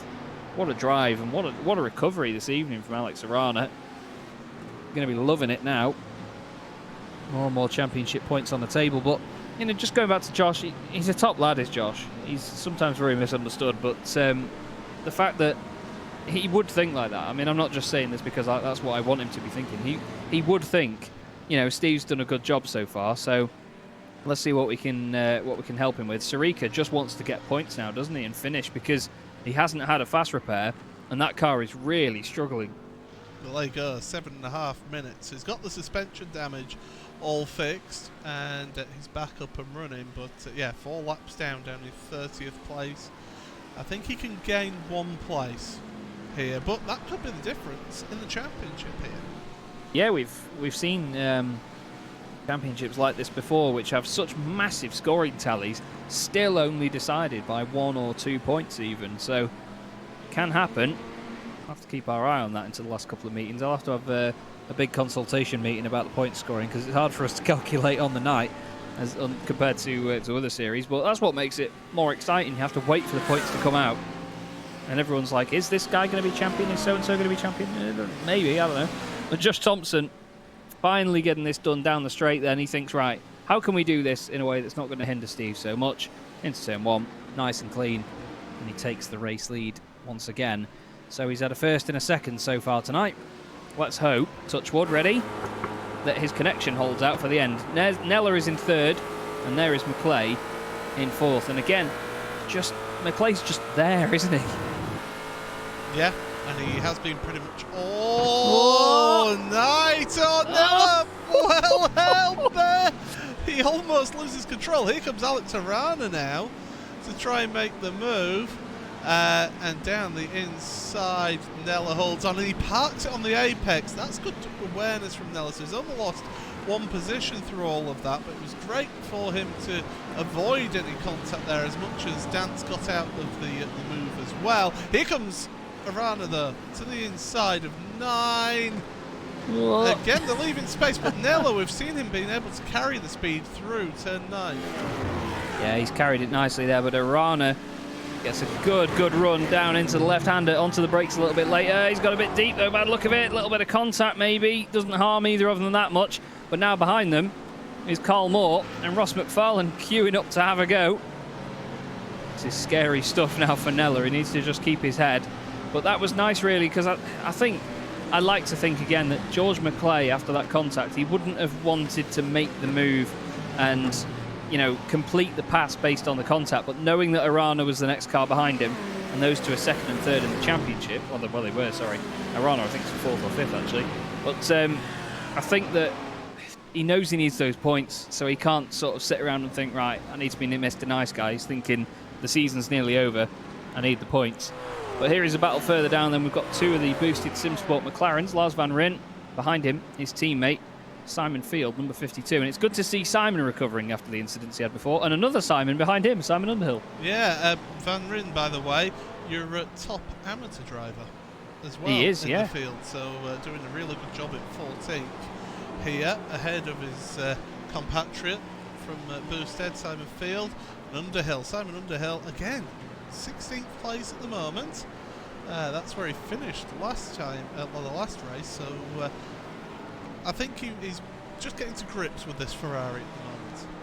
Yeah, he's driven the Ferrari before. I think, although it might have been the GTE version that Nomad Sim Racing have used in some endurance events before, and I know they used that car at Le Mans previously, and sometimes the HPD, the LMP2 car. So maybe the GT3 just slightly different to what he's used to. They are completely different beasts to the GTE cars. The GTE cars feel a lot more, how do you say it really? These cars feel a little bit more limited with the traction control and the ABS. They don't feel as lively as the GTE cars. You can feel the GTE cars breaking away from you, and you can control it and have a bit more fun with sliding it around. These GT3 cars just break away and they're gone, and they're a bit more numb, I think is the best way to say it. But someone that's hoping that he's not going to be too numb at the moment is Ross McFarlane. He's now tucked up behind Carl Moore. Carl Moore, car 6, P6. He's absolutely flying at the moment. He's having a good run this evening. And he's another one of them drivers. The Paceworks cars really showing everybody how it's done. They've been one of the formidable forces of this championship so far. Ross McFarlane carries great speed through turns 1 and 2 though. But Carl's just putting the car in the right places, isn't he? And that's the main thing about defending. You don't need to be too exaggerated or too exuberant or anything in your defence. As long as you just put the car where it needs to be, the guy behind won't have anything to do about it. Yeah, exactly. And things like parking the car on the apex, slowing them down so they're not able to get the run out of the corner. Little defensive tactics like that can really help you, and it frustrates the guy behind and can almost enforce a mistake by putting your car in the right place. So that's what Moore is doing right now with Ross McFarlane. But Ross is a wily driver. He knows how to pedal a car in a pack, so he will certainly feel comfortable in this position right now. Just trying to keep pressure on Carl Moore, trying to enforce the mistake again. But Moore holding that inside line, and means that Ross is flashing the lights. Is Ross? I don't know why, because Moore's in the position. He's entitled to hold on to it. Yeah, I think Ross maybe felt that he came across the racing line a little bit there, but he's not alongside, so as we've said earlier in the evening, he's well entitled to. This will be the final lap of the race now for Josh Thompson. He's done a 1:41.7 last time round, and there's only a minute and 10 seconds left to go now. So, one more lap for him. He's had a first and a second already tonight. Will this be his second race win of the evening and a massive haul of points? Steve McCaffrey still in second place. His gap to George McClay was 2.1 seconds last time round. George McClay actually did a 41.7 as well, though he actually went quicker than Josh Thompson last time round. So that shows you George McClay's pace. It's incredible, but he's got to try and hold on against Alex Arana. So McCaffrey could feel sort of safe here, knowing that these guys may start battling on this last lap and they won't be able to catch him up that much. He's still got 1.6 seconds though. I think Arana might try something here, Paul. What do you think? Potentially. Could go for a move, but I think right now he's in a good position, good points, and a bit of a recovery drive after race 2. I think if you try a move from 4/10 back, you're asking for trouble really here, and I don't think it's quite on, but to tell you what is on, Janko and Harrod, they're battling away for 8th and 9th place as well, so we'll keep an eye on them as we go into this corner here, but then after that we'll look forward to the front. Yeah, Pete not close enough to do anything there. We know that Pete can be a very, very intelligent racing driver, but I don't even think he can do anything from there. But round the final couple of corners from the Isle of Man, it's Josh Thompson, and he has done a incredible job tonight. 2 race wins and a second place. What a drive from Josh Thompson. Steve McCaffrey wins the Pro-Am class, second place. George McClay gets a podium. Alex Arana is fourth. And no, Mark Woodhouse, he's had an absolute torrid evening, hasn't he? It's going to be Lars Van Ryn that takes the AM class victory. Here's what happened to Mark. It's going to be a left-hander, isn't it, Paul, at the bottom of the hill? I think he might have got involved with somebody else, though. I think somebody else had an incident as well at the same time. Well, Mark's gone off all on his own. So he's done that on his own, but I'm sure somebody else had an incident at the same time as well. Yeah, Chung is kicking up the gravel there. We'll try and just rewind it a little bit. There you go. Whoa. That's what happened to Kieran. Launches it sideways there. That was just a little bit too much on the lock and maybe on the brakes. Tiny bit of grass as well. But what a great third race. There he is around the final corner as well. He's not going to be too chuffed with that result, especially after the incident earlier on. But there is your double race winner tonight. Both of you race winners together there. Ross McFarlane in there as well. Pete Harrod. But Josh Thompson, class of the field tonight for me, Paul. And we know that he's quick. I mean, we say it every week that the Williams guys are quick and we know it. But to be able to do that consistently and take 2 wins away from this and a second place, that's one hell of an evening, and considering the fact he got pole position as well. So hats off to Josh Thompson, I must say. That was incredible stuff. Yeah, it was really good drive from Josh to work his way through the field here. Yes, it was a 12th place reverse grid, but still a really good job to work his way through and to make up those places here. And Simon Underhill gets 16th in that one, so he got 18th in race 2, 16th in race 3. He'll be happy with that at least. He's got 2 top 20 finishes. I know that he'll be a lot happier than that than he will be anything to do with the Audi. Josh Thompson then, second win of the night, 1.8 seconds ahead of Steve McCaffrey. Great performance from him tonight as well. We can't miss that. George McClay third in car 33. Alex Arana recovers to fourth. Alex Neller in fifth. More points for that Ford. Carl Moore in 6th position as well. And then we have Ross McFarlane in 7th. We have pretty much all of the manufacturers within the top 10, which is nice. Mohamed Janko 8th, Pete Harrod 9th, Michael Avdoka in 10th. He's not had the best of evenings. Cam Dance 11th, Mike Horder 12th, with Ben Gregory 13th ahead of Lars Van Ryn, Simon Field and Simon Underhill.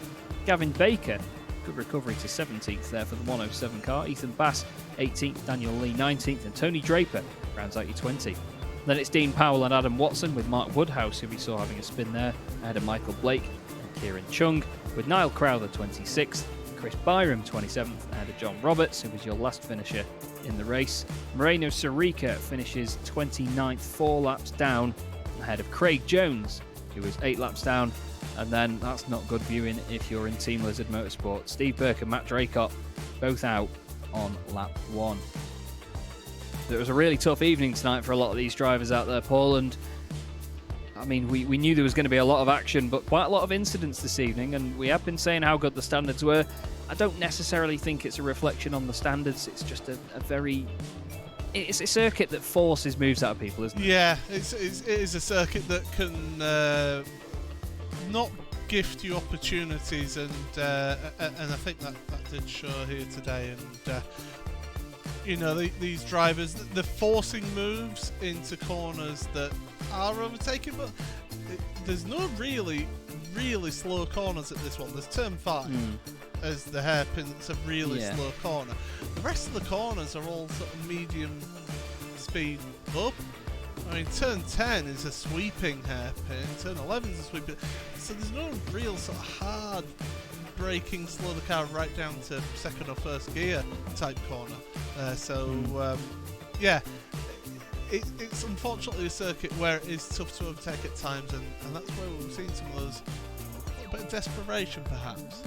Yeah, and because the corners are higher speed as well, if you just misjudge it that little bit more, the higher speed of the corner sort of exaggerates if you're going to run wide or not, or if you're going to make contact. And you know, you're not doing it at slow speed, and it's not going to be a complete 180. Someone may tap you in the corner, and it'll just send you sideways, but you'll just slide sideways for ages and ages and ages, and it's more frustrating to do that. We are only going to have one interview this evening, by the way, everybody. Ideally, we were going to speak with Josh Thompson, but someone that we want to have a chat with, because we've spoken to Josh a lot, as I'm sure you can all admit. Alex Neller is going to join us in the box, and he's had a hell of an evening. And to be honest, the fact that he wrestles this Ford around as much as he does, and does it so well while getting so many great positions, still baffles me. Alex, how are you after that one, mate? You must have absolutely loved that. I am absolutely sweating buckets right now, if I'm honest, guys. Yeah, that's probably the hardest night of racing I've had in this series so far. Yeah, that was absolutely immense. All 3 races were just non-stop for me. Yeah, it was quite something. Well, you certainly did well, mate, and you got the results out of it as well. And I mean, as I just said there, the fact that you're doing that in the Ford GT as well, it shows just how competitive that car can be. Talk us through, there was a specific move in race 2 where you went between 2 cars and managed to make it stick. It was an absolute corker, but let me know, because be honest with me, did you mean to do that, or was it just late on the brakes by accident? I thought you were going to ask me about this one. So, I mean, obviously, it's Danley and Carl Moore are side by side going through the last corner, and then there's Mo Janko between them and me, and because there's 2 cars side by side going around the last corner, I'm thinking, right, I've got a chance here.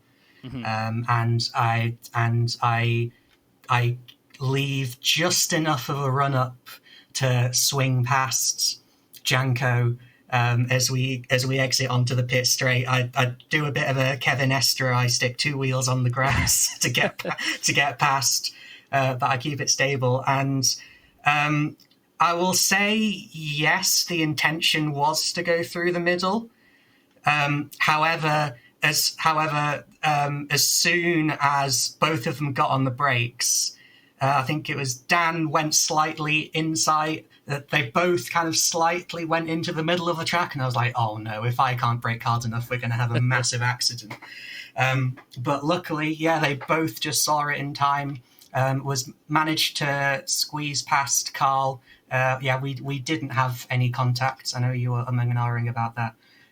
With just inches of space, but yeah, made it stick. I'm honestly quite as amazed as you are that I actually made that work. Well, I mean, we've been sort of speculating on where the Ford has its strengths and weaknesses this season as we commentate on you driving it. But I mean, you're the fleshy bit behind the wheel. Do you sort of notice any specific traits that it has that it may have as an advantage over the other cars? I would say it is very, very well balanced on the brakes. You can just kind of waggle the wheel around on the brakes and it'll stick. It's not something like the McLaren where if you sneeze it the wrong way, it'll kill you. The Ford is a little bit more forgiving.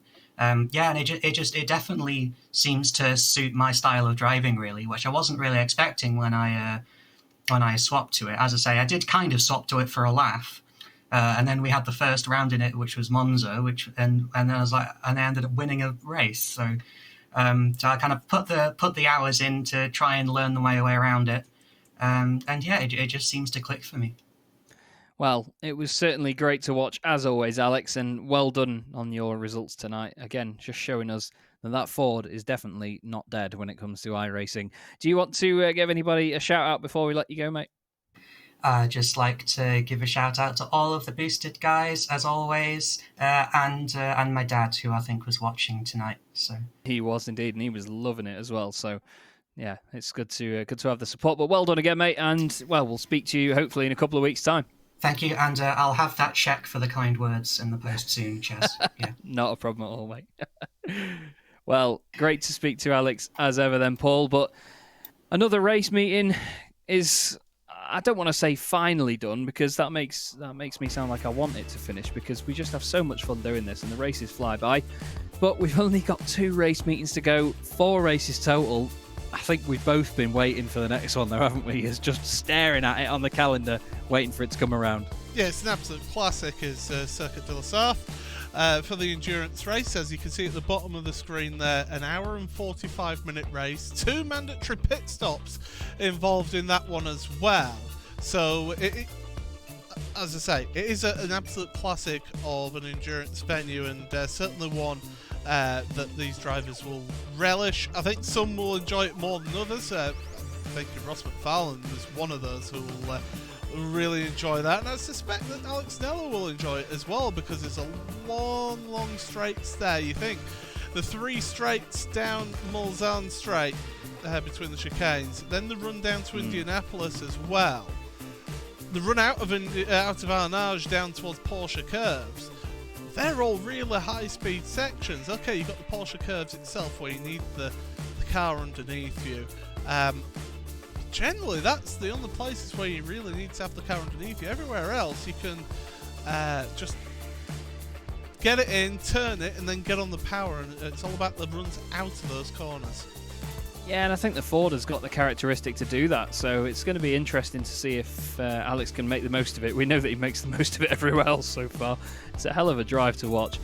Josh Thompson, though, I must say again, what a performance tonight. Amazing stuff. We know that these Williams guys are always going to be up there at the very front of this pack, but Josh showed us the control and the patience, everything that was needed tonight, and it was a wonderful performance. It's a shame he's not up there in the championship because of his aforementioned technical issues, but I think Sarika's got his work cut out now to hold on to that. Yeah, definitely.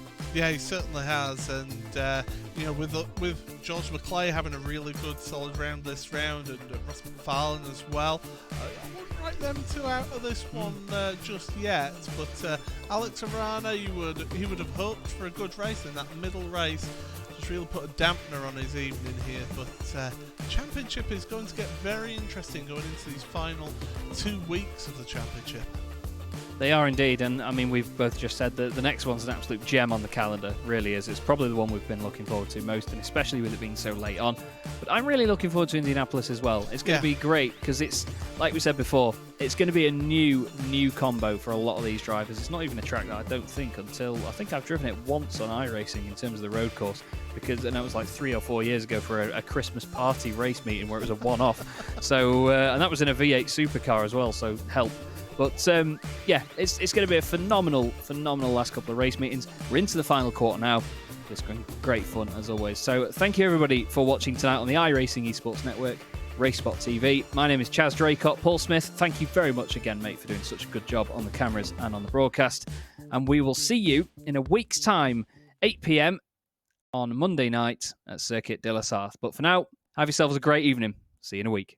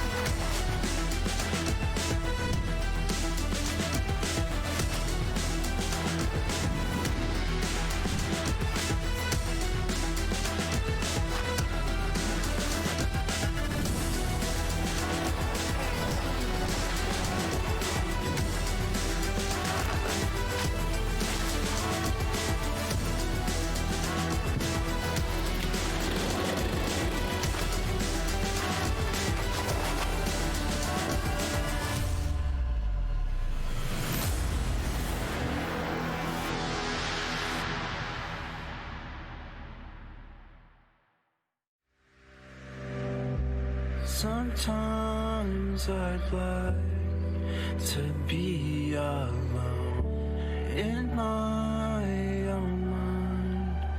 I feel at home within these walls.